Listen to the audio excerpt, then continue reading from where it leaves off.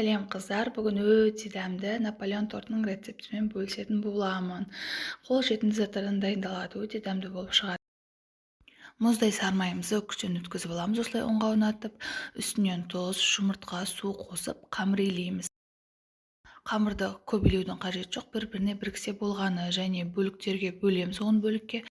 Және тоңазытқышқа 1-2 сағатқа қалдырамыз. Дайын болған қамырларды осылай пергамент қағазға жайып, формамызға кесіп алып пісіріп аламыз. Крем дайындау үшін сүтке құмшекердің жартысын қосып қайнатамыз. Қалған заттарды бөлек араластырып, сүт қайнаған соң азыздан салып, үстіне сары май салып, бетін жауып қоямыз. Дайын болған коржықтарымыздың арасына крем жағып, осылай үстінен басамыз. Және қалған корждарды қолдың көмегімен үгітеміз, өйткені өте нәзік болып шығады.